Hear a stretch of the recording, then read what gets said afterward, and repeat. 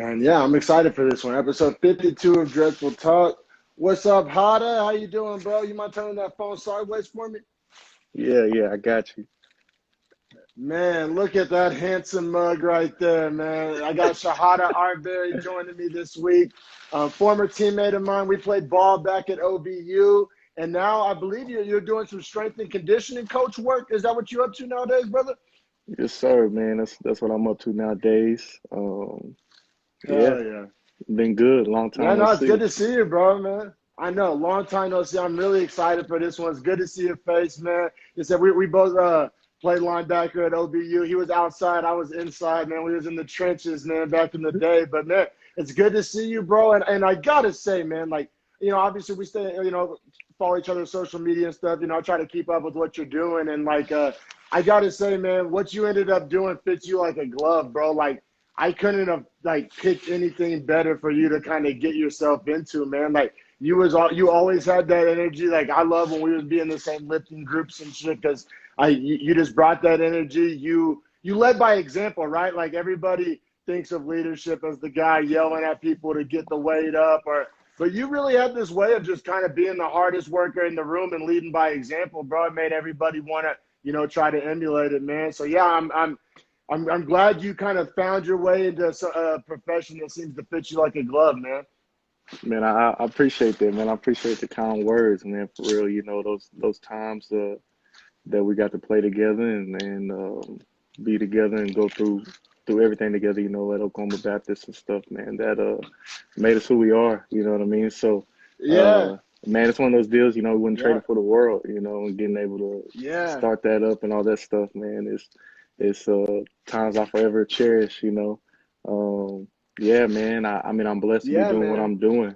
I can't do nothing but thank the man upstairs. I just so happen to be able to do something that I love, man. So, um, yeah, man. Yeah. No, Every day, that's wake great, up. bro. Yeah, man. Where are you at nowadays? Where are you coming live from? So right now, man, I'm at I just accepted a job at UT Arlington.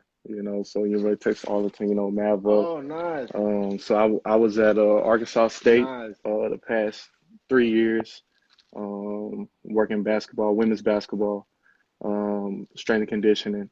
Then I actually got promoted over to director of athletic performance on the men's side earlier this summer. So that was a blessing in itself. But now just being able to continue to grow and further into career and be able to put myself, and my family into a better position in the future.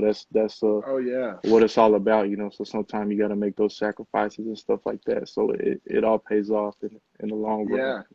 Yeah, man, you definitely got to hop on opportunities when they come and knocking, man.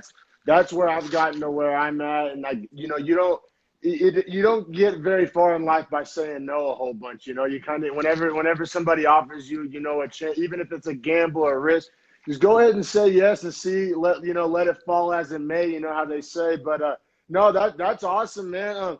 I didn't even have this question written down, but you said you started off training women, man. How different is that training a female athlete? Like I'm talking like strictly from like a physiological standpoint, like their bodies, their knees, their just the physiological aspect of it. Is it really that much different from from a or do you just because like for example the volleyball players would always come in after us and hit our same workout that was on the board. One of the main reasons I Right. love volleyball players so much respect. Those ladies are badass. But yeah, so like is it very much different kind of orchestrating a workout for female athletes as opposed to male athletes? Man, I mean, so a little bit, as far as, so when I first started, I was at University of Arkansas Fort Smith Division II school. So I was over everybody. I had 10 sports there. Wow. And then that happened. Ended up transitioning from there to going to Arkansas State, and taking the women's basketball job under Coach James Diaz. Real good, dear friend of mine right there. So got to give him a shout out. Hell But prior to there, I was at South Lake Carroll under Coach Chapman. Got to yeah. work a Damn. performance course. one of the best football programs in the state of Texas. And Yeah. I'll argue with anybody over that. Just getting to see them guys work firsthand. So then I made a transition over to A-State and worked women's basketball. It is a little bit different, as far as cue angles and stuff like that. Hips. You got to implement a little more single leg. A lot more And stability, why is that? full range of motion. What is the difference with a single leg? They're just more prone, to tear your ACL. A lot more injuries as far as like that when it Oh, comes to the really? female athlete. So we do a lot of ACL prevention. We Oh, do okay. a lot of stuff like that. Um, just a lot of prehab type stuff. Teaching them how to land, teaching them how to cut, teaching them how to jump, whatever it may be. But for me, I approach it. I don't know. I don't approach men and women. I look at the demand of the sport, and then what the athlete lacks, and then we go that way, and that's what we address.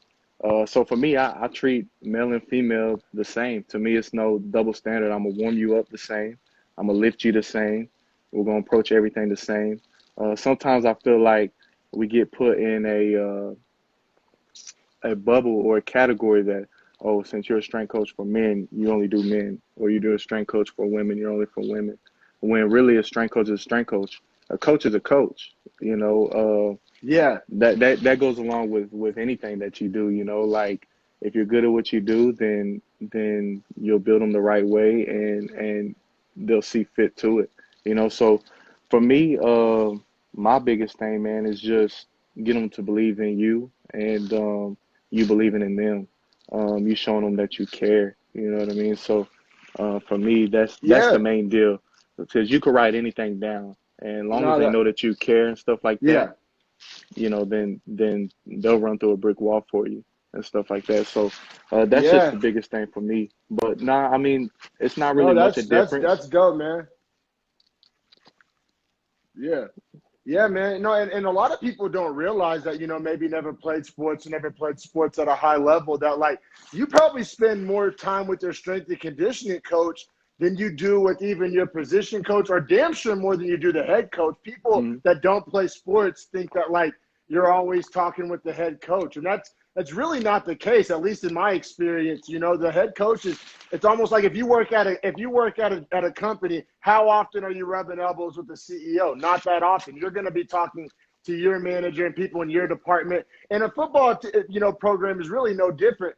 And like I said, a lot of people I don't think realize just how much of a role the strength and conditioning coach plays. Like I'll personalize this. Like like I played linebacker, I played defense. Hell, we probably spent more time with the strength and conditioning coach than we did with the linebacker coach or the D coordinator. And I think that probably applies to most sports. So I just kind of wanted to let people that maybe don't have an athletic background kind of behind the curtain and just how big of a role it is. I think we all know, obviously, strength and conditioning is important.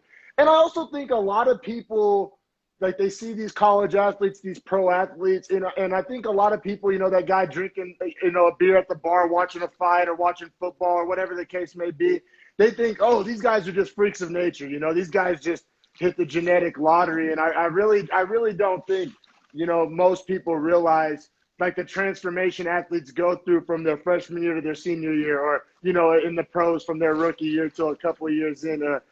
There's not that many genetic freaks out there. There's definitely not enough to fill up entire rosters at every university. A lot of it is hard work. Right, man. Hard work beat You know what talent I mean? in any time. So absolutely, man. We spend a lot of time with the players. Probably a lot more time than the coaches, you would say, because we see them year round. So that's why it's vital, and it's pivotal for us to be able to um, trickle down and always preach the same message that the head coach is going to preach. And because Mm. they see us a lot more, so it's one of those deals that from top to bottom it doesn't change. So we're big on building a culture, and what the head coach wants, what they expect, from the team. You try to mold their vision, so however you need to do that, whether they want to condition more, whether they need to get stronger, whether they need to move better, like whatever it may be, you'll sit down, you'll get the vision, and you'll go from there. So Wow. we actually do, spend a lot of time uh, along with athletic trainers as well. Yeah. The coaches, they spend a lot of time as well too. So it's one of the things that everybody's always pulling on the same rope and trying to be um, preaching the same message. Yeah. That's You do definitely look at important. those, yeah, you do look at those athletes. Some of them are just God given. We've been around some of those, Yeah. Yeah. you know, Every and team got a couple. for sure. So it's just one of those deals. You was one of them. So I'll push um, back there, man. nah, Man, I was a neck up player. That's what they call guys like me, a neck up player. But I don't know, no, man. man. You was head and shoulders over. So it's one of those deals, man, that you look at those people at the next level. They take care of their bodies, whether that's being in the weight room, whether that's yoga, whether that's nutrition, whether that's um, just whatever you do. Like it's I make the instance of the references of driving your car. You're not going to drive your car with um, no oil change, bad gas in it, without it getting serviced, without your tires rotated, with it being on flats. So your car is going to take you from point A to point B, and that's the same thing this ball is going to do for you. So Mm, you have to take care of your body yeah, because man. what you get out is what you're going to put in. You know what I mean? So if you're only you could do all this work, but if you're not fueling it and doing the right things, the little things, then you can't expect it, to take you from point A to point B, so Yeah, yeah, man. That was always my favorite part about just fitness, whether it was off season or whatever. There was no line. Like there's so many illusions in societies and unfulfilled promises, and everybody's trying to sell you the next best thing. A lot of people blowing smoke up your ass. But the weight room, your body, the working out, the fitness, it don't lie to you. It's a one-to-one relationship, like what you say, you get out what you put in, and there's no lying, there's no faking, even to yourself, because we all do it to ourselves too, and it's just there's not many things left in this world, in this society, that's a one-to-one kind of no bullshit, just like exactly like just an honest ratio of results to hard work. And a lot of systems are rigged, but like I said, there's no rig in that system. I guess unless you take the old John Jones, T.J. Dillashaw route, but yeah. that's a story for another day. But man, I gotta say, I wanted to ask you a real question. You said a little word earlier that really intrigued me, and I don't know much about it. And I feel like this may be kind of the direction a lot of this stuff is going. And you used the word prehab. Now, throughout my whole athletic career, I don't think I ever did a drop of prehab or even heard that term. And I think if I would have, it could have prevented some of the injuries. But Right. Now I hear you. Sorry, I'll turn the light on. Look a little. no, oh no, it's all good, bro. Oh no, yeah, no worries, bro. But it seems like that's kind of the direction things are going nowadays. Like, for example, like when LeBron James posts a workout video, he's like doing a lot of balance and a lot of bands and a lot of balls. You don't see LeBron James, benching a lot of weight and squatting a lot of weight and power cleaning a lot of weight. Like, as somebody that's kind of in the fitness industry and kind of on the cutting edge, do you see it kind of going more in that kind of direction? Like you said, the prehab, like those workouts we see LeBron James posting. Do you think it's kind of moving away from kind of the meathead kind of mentality and into kind of more this flexibility, plyometrics, prehab kind of workouts? So for me, I mean, you're always going to push, you're always going to squat, you're always going to pull, you're always going to hinge. Um, but for me, the type of workout that you'll do is going to be, the demand of the sport. So whatever the sport demands most from you, then that's what you're going to focus on more. So it's one of those deals like prehab for me is, I tell the players is get in the training room, get a good relationship with the training room, get a great relationship with your trainer. They care about you. This is what they're here for. It's a long season. long preseason. So you get in there, you get treatment, whether that's rolling, whether that's ice and stem, whether that's stretching, whether that's working on mobility and flexibility. Like take care of that stuff now. So in the long run, it don't sneak up and bite you in the ass, and then you're trying to, you know, fight it all season. You know, it's some of those things that Yeah. you get ahead, so then you're not rehabbing coming back from injury. And some stuff, you know, you can't just happens, you know, and it's just a freak accident. But for the most part, like you do those little things and it will transition, and you'll see yourself being able to get through full seasons and being able to compete at a high level. As far as like LeBron, you know, he's just different. That's a different dude, you know. Yeah. So Yeah. um, it's just one of those deals like, you know, he put on size. He's been massive, you know, been just a freak athlete. And now, you know, he's been in the game for years.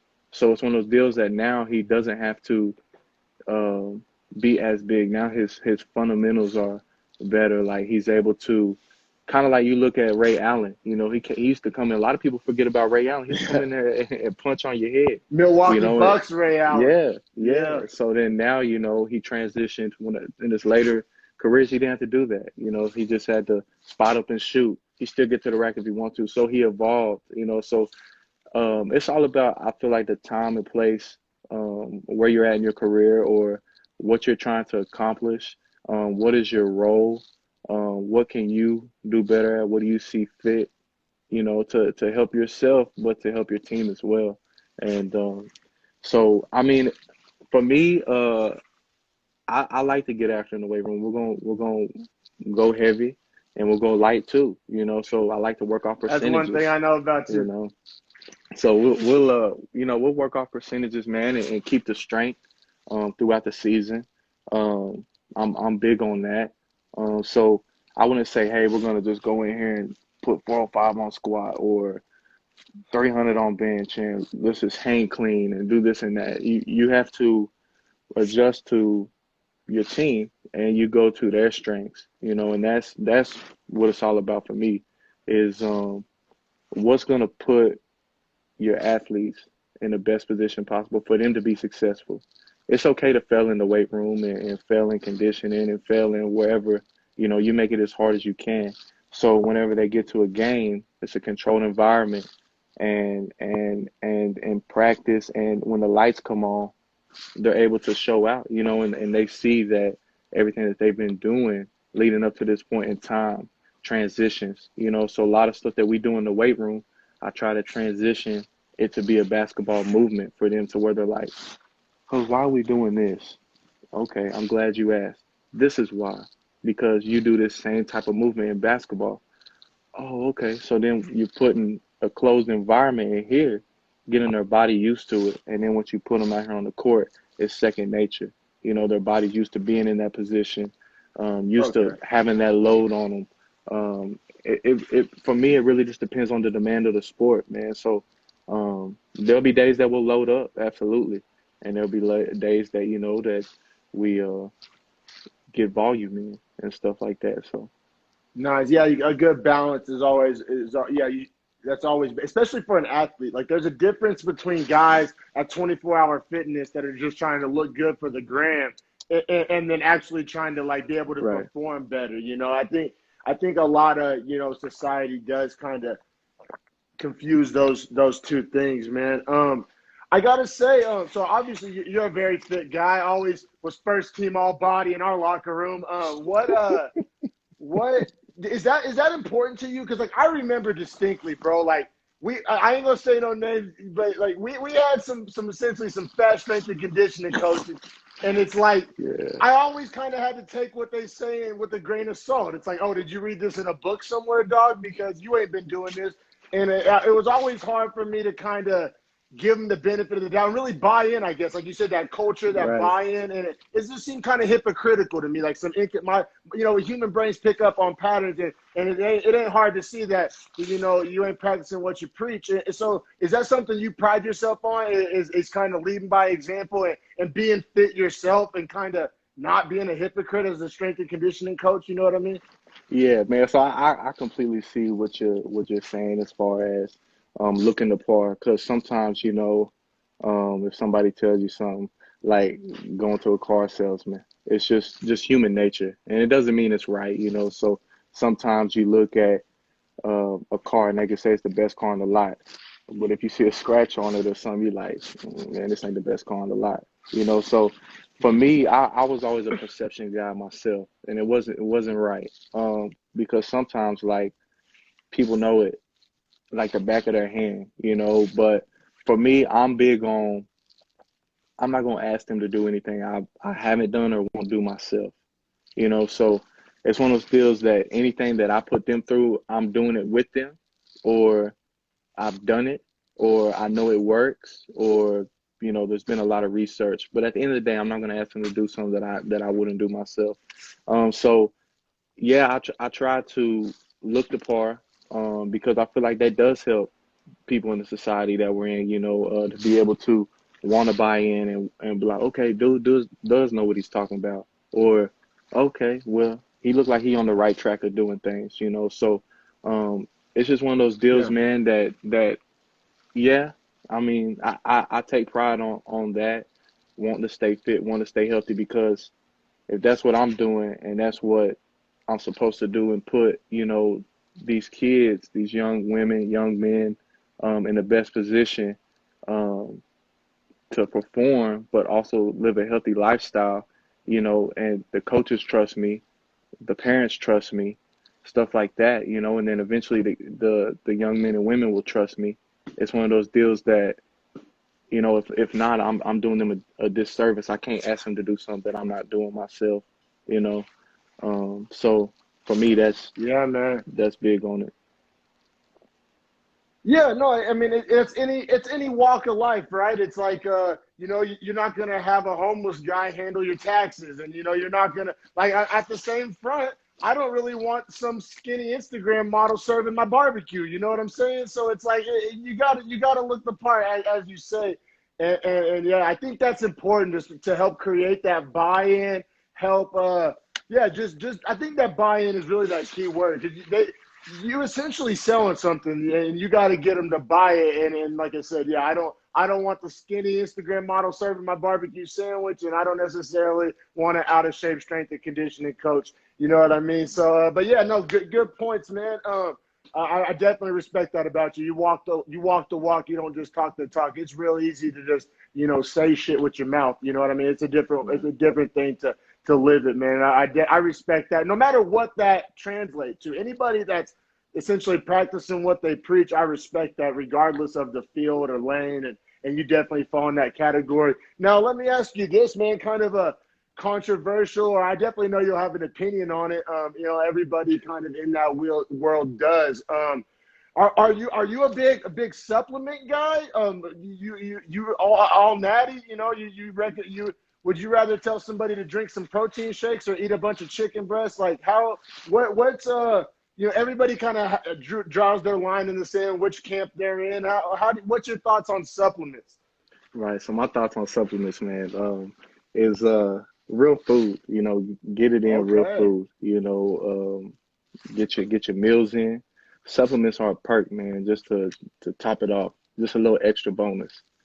So if there's something that you can't get in through your food, which I can't imagine there's something that you won't be able to, um, then then take your supplements. But it's no problem with having a shake after you work out or this and that, but don't depend on that. Don't just let your body run on fumes, because it's just gonna be eating at itself. So it's one of those deals that Yeah. you gotta fuel it right, to take it to the next level. Because you gotta think, man, you know, if you're not eating like you're supposed to and you're just taking supplements and you are still at the top of the class, just imagine where you could be at if you're doing things the right way. So it's one of those deals that you're selling yourself short and everyone around you short.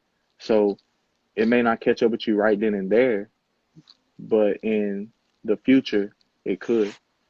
So Oh man, it's and just I'll one of I'll those. personalize that Yeah. because I'll personalize that because, like, honestly, when I look back at my athletic career, my number one regret was my diet and my nutrition. Like when I look back on and like I like, oh man, how could I, squeeze more juice out of that orange? That's definitely where I left some meat on the bone there, and for any young athletes watching this, both from a former athlete, who could have maybe done some things differently, and from a strength and conditioning coach who knows what the hell he's talking about. Take it from us. Take that nutrition. It's every bit as important as that work you're putting in, and you're essentially undoing the work that you're doing by eating that McDouble, by eating that 5-layer burrito. It's counterproductive. You're working, you're not pulling on the same rope with yourself, Mm-hmm. so I'm glad you said that, because they said, yeah, if I could probably go back and do one thing differently, it would 100% be my nutrition. And honestly, I mean, I don't like to really make excuses, but I didn't really know much better, when I was 18, 19. I didn't really Yeah. understand nutrition. I could have taken some classes or whatever. That I'm not, it is what it is. But yeah, I do think there's more information available. I do think that type of stuff is probably being emphasized a little more nowadays, and that's definitely, for the benefit of the athlete. Man, and then, kind of that next little step from supplements, man. The dark side of the force, man.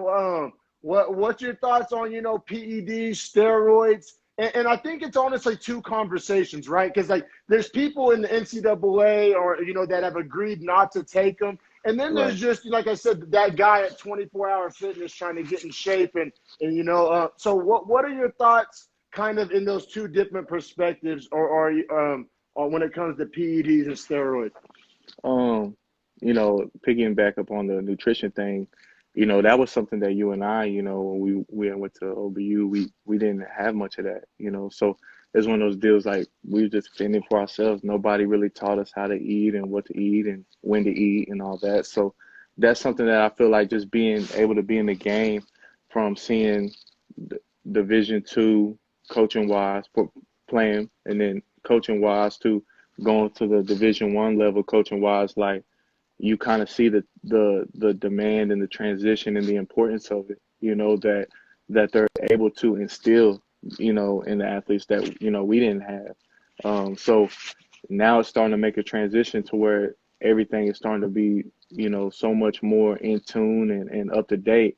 So really they're starting to be ahead of the game. It's really just if you utilize it or not, and it's not going to happen overnight. But it's one of those deals that it's just a step in the right direction. You have it here in your face. So this is what we're going to preach daily, daily, daily, daily, daily, and it'll go, hopefully not one ear and not the other. And you'll be able to, you start seeing something and you start seeing results and all that. But going to the dark side as far as, like PEDs and steroids and all that. Me personally, I never really been a fan.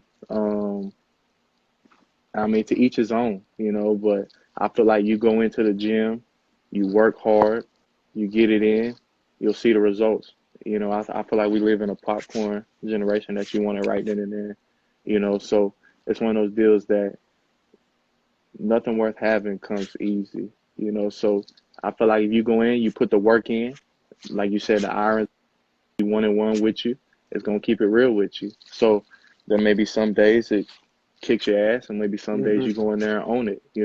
I always try to go in there and own the weights. My athletes laugh at me because I tell them, them weights be shaking. They don't want no part of you, stuff like that. Me, I've never really really been into it, so I don't really know too much about all that. Because personally, I've never done it. I've seen people that have and stuff like that, and they enjoy it. And, I'm not knocking that, but it's just me personally, not my style and not like the message I preach, So mine is just all natural. Be Yeah, real, you be pretty real you with it, pretty out on the steroids, man. That's Yeah. good, man. I think I mean, I that's don't the even like way. take a pre-workout. I don't even like take a pre-workout, bro. I can't do it. Like I'll drink an energy drink, Yeah, a little too much, like a Bang or a something little like that, but caffeine. can't do it.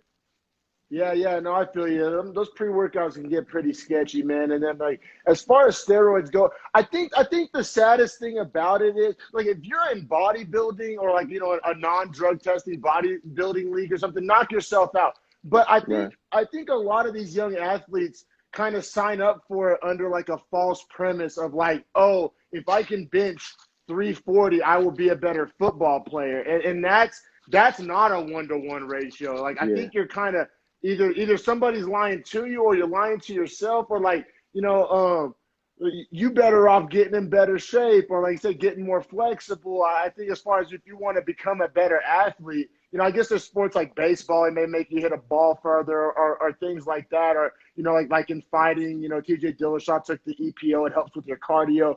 But as far as like just old school steroids and getting buff, I really just think like most people that do it are doing it to like hopefully become better at their sport or get that scholarship or get to that next level. And I just think that it's you're signing up for something that you're not going to get the payoff that you're looking for. And then I was always turned off by the health benefits, whether Yeah. some of those are true or not, that you always hear the shrinkage, and you hear about, and then, I know it's bad for your liver, and it's Yeah. I was always like, man, I ain't trying to find out if it's true or not.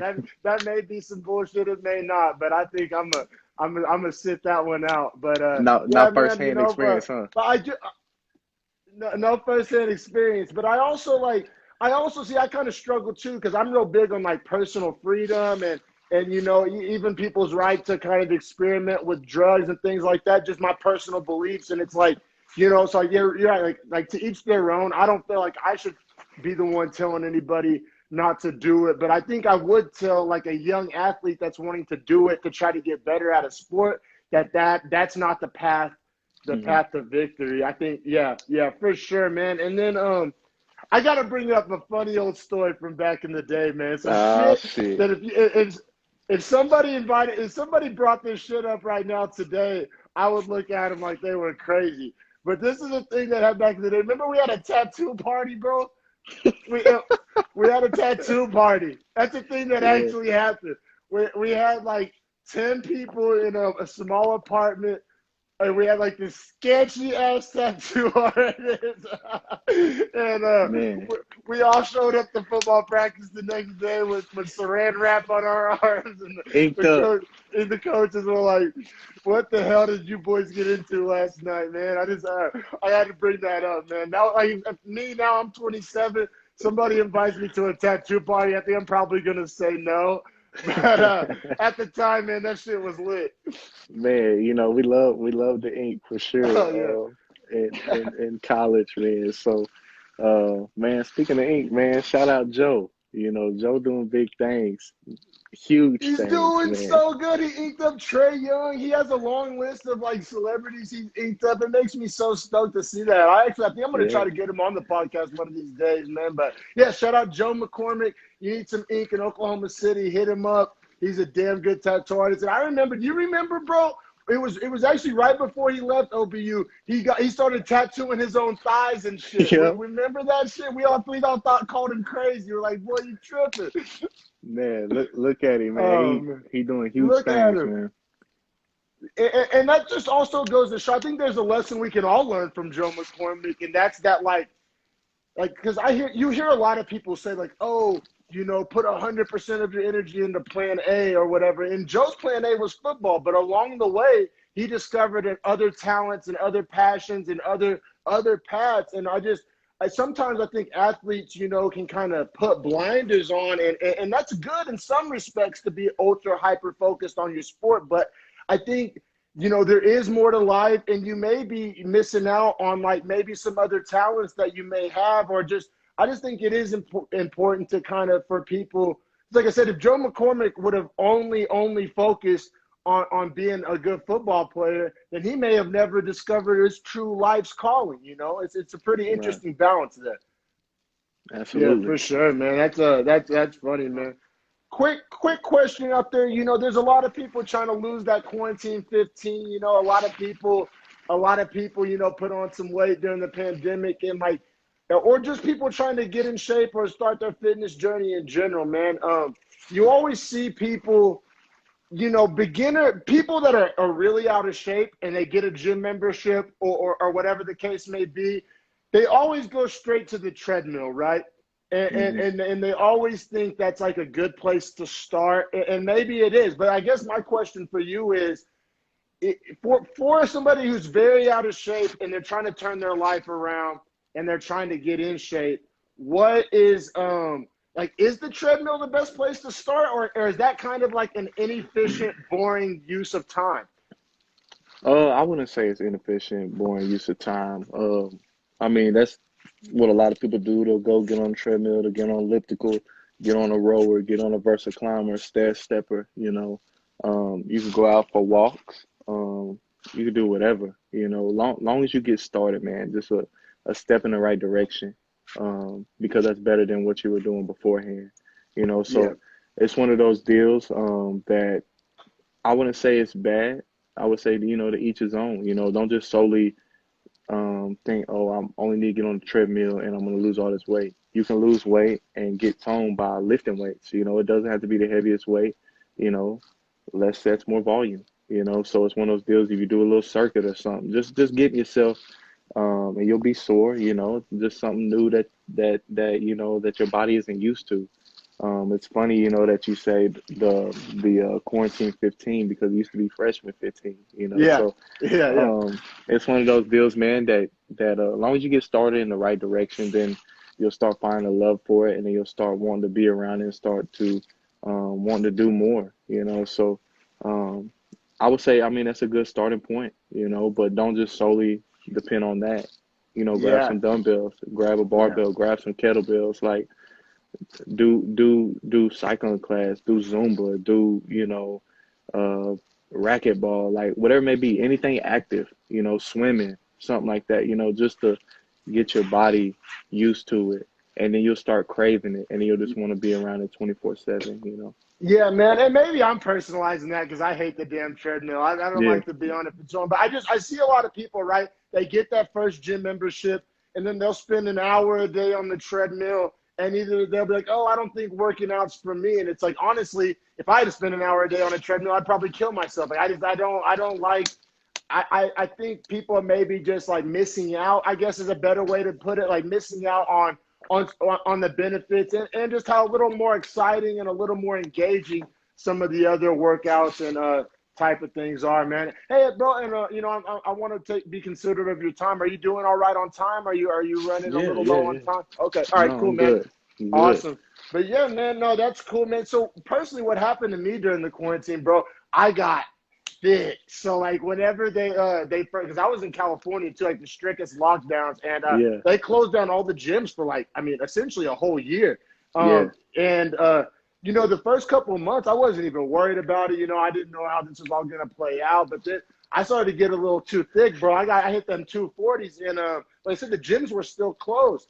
And, yeah. and I know you've been seeing my Instagram videos and stuff. I picked up a skateboard, and it's crazy, bro. In like 8 months, I dropped like 25 pounds. I mean, that's a long time, but it was cool because I never once felt like, oh, I'm exercising or I'm on a weight loss journey. I just found an activity that got me moving, got me sweating, got me outside, got me off my ass, got me to put down the slice of pizza, because Hmm. I'm one of those people, I don't like to work out on a full stomach. So it actually helped me eat less, if I'm at the skate park for a couple hours.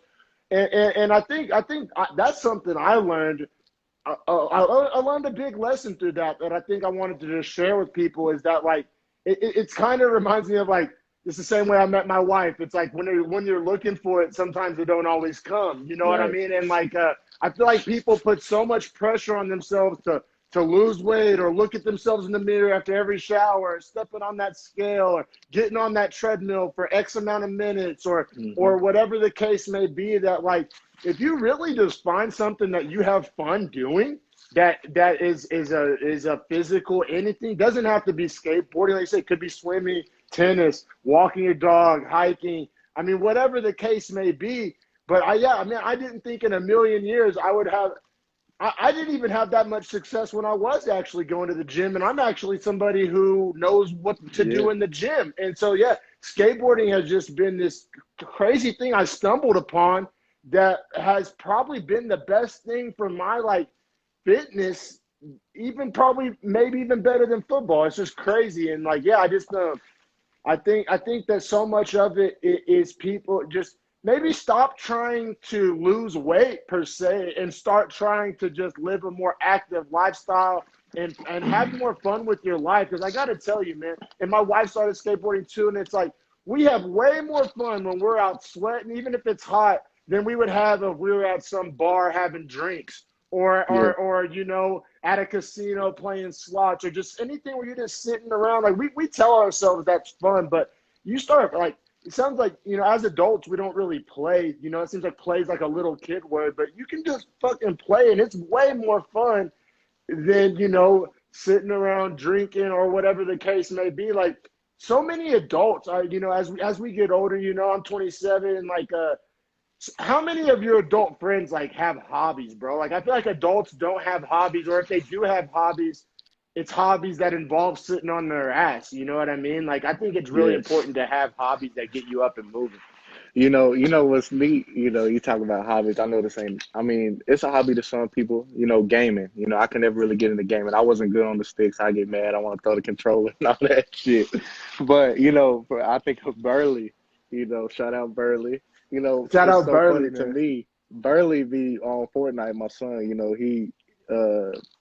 he be on Fortnite, so it's funny. He always asks me, "Daddy, is Uncle Burley off?" And all that. So they'll Oh, be that's on the funny. game playing with each other, and it That's just cool. tickles me. You know what I mean? So, but yeah, man, like picking up just any type of hobby and just doing anything that's um Coach Milo would say, mowing. he said, my What up, hobby is Milo? mowing. What Big up, Coach Hank Hill Milo? energy on that lawnmower, man. That's awesome. Hey, I'm sure Yeah. you get a sweat mowing some grass in some Oklahoma heat. That's for damn sure, man. But That, much love, Coach Milo. He is my that inside backers coach, one of my favorite human beings, man. Love you, Coach. But yeah, phenomenal no. dude. But yeah, we get Oh so yeah, used to picking up, wanting to look at, the numbers on the watch, wanting to look at the numbers on the scale, wanting to look in the mirror. Sometimes like there be times where I myself wouldn't see like much improvement. So I would like wear like a long sleeve shirt or like a big t-shirt or something, trying to go and fill that out or whatever, because you see yourself daily, so um, a lot of the times you don't really see like your hard work being put in. Um, but, and I'm big on what you said as well, like, you find stuff when you're not looking and all that stuff, so I'm happy for you, man. You doing this and reaching people and all that stuff. I I'm big on that too, and I'm happy for you, found your wife and everything like that. So that's awesome, man. Just seeing, I where you come appreciate from that. to where you are now. She gonna Appreciate be that, mad at man. me, but I actually found me somebody too. She over here working Oh, hard, nice. hiding, but I What's gotta up? shout her out. Oh yeah, Uh, no, man. I'm happy for you, bro. Bianca, so Hell she yeah, been good to me, and that's she be great. keeping me in line, I guess you could say so. But No, man. The fact that she's working right now, that says a lot, man. That's one of my man, favorite things about my wife, man. My wife make my work ethic look like nothing, man. My wife is a grinder. I love that about it, man. I think that's a quality not you want enough to say men hello? look for in a woman. I think that's like an underrated quality in a partner, because that's what a lot of people don't realize. As you get older, it's a partnership. It's not so much just about fun and date night and all that. I mean, that's a part of it, but Hmm. it is finding somebody to do life with and somebody that's going to be. And you don't want a lazy person trying to pull on that same rope as you. You ain't going to get nearly as far. So I think to all my advice to my young men out there, don't just pick the obvious qualities, if you know what I'm saying. There's a find a good partner that's gonna pull on the same rope with you.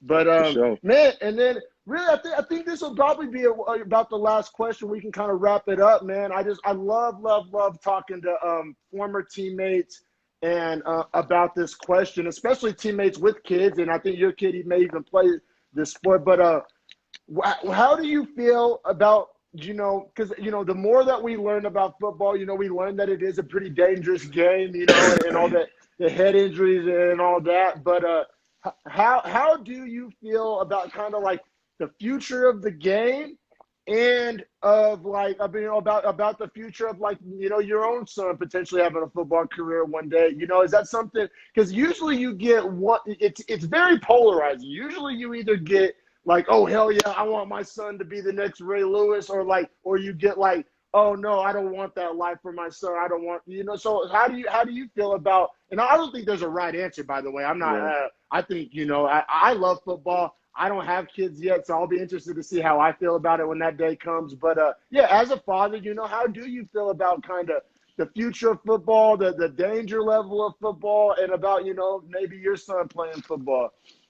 So for me, you know, I love football. You know, that's what helped me, Yeah, me you too. know, get from point A to point B. You know, this Yep. ball helped me be able to do what I'm doing now. Um, Hmm. but for me, like, I love it. I never have anything bad to say about it. Um, but I say, like, as far as like when it comes to the kids, like, I'll never force them to do something just because I did it, or I want them to find their own love. At least try it once, you know, and if you like it, you like it. If you don't, you don't. Never quit, you know, at least finish it out. And then, you know, you make a decision on what you want to do. Because to each his own, you know, he may like soccer more, or track and field, or wrestling, or basketball, or whatever it may be, you know. So Hmm. um, whatever they're gonna enjoy doing growing up, you know, that's what I'm gonna enjoy watching, you know, and Yeah. enjoy being a part of.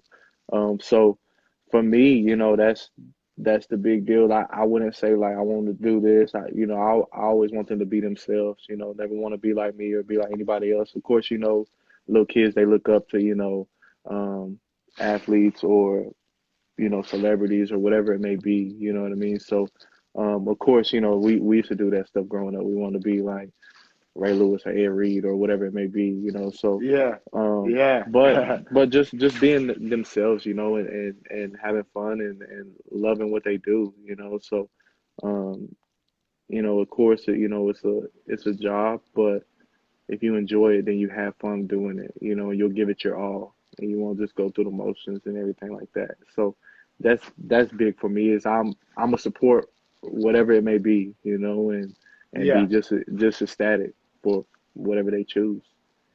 Did, did you ever wrestle back in the day? I saw you mentioned wrestling right there. Did you wrestle back in the day? Mhm. Mhm. You did? Man, I should Yep. have known that, man. I swear wrestling is like the real athlete maker. Like Yeah. people that wrestle and then go into other sports almost always exceed in those other sports, man. Like almost across the board. Like I don't know. I have a big respect for wrestlers. I wish I would have wrestled more. I think it'd be cool if my kid ended up wrestling. But man, yeah, Right. that people always have a crazy work ethic and a crazy physique that come from wrestling, man. That makes a lot of sense that you grew up wrestling, man. No, that's awesome, man. But yeah, brother, I think that's all I have for you, man. I super appreciate your time. It was super great catching up, you know, seeing your face, hearing your voice, man. We'll have to, you know, do a better job of staying in touch, and definitely myself Man. included. You know, much love to you, brother. I'm super happy for you, man. Keep killing it. Yeah, man, I'm super happy for you, and just, I know you going places, man. And if you ever out here, I just moved to Reno, Nevada, bro. If you're ever Okay. in northern Nevada, man, come see Lake Tahoe or something, man. Actually, we're gonna be out at UNLV Okay, playing at a tournament Thanksgiving, I believe. So Thanksgiving, if damn, you that's in the enough area, time. yeah. So Okay, if you in the area, man, will be good to catch up, man. that would, You man. know, I'm proud of you, happy for you, excited for you, man. This is really taking off, and I just I everything appreciate everything that, you're man. doing, you know. So it's gonna pay off, and if there's anything I can do to help on my end, man, don't hesitate, you know, because that's what it's all about, you know, is helping each other out, you know. So you motivating me, Yeah, man, dog. for So sure. Oh, hell yeah, bro. That makes me happy to hear. Man, you're doing so great. Every time I see one of my brothers doing great, man, it makes me so happy. This is episode 52 of Dreadful Talk. Please go hit that subscribe button on YouTube, Dreadful Talk Podcast. Like and share some videos. That's the best way anybody out there can help me grow this podcast. And thank you so much for your time, brother. Have a great rest of your day, man. yes, sir.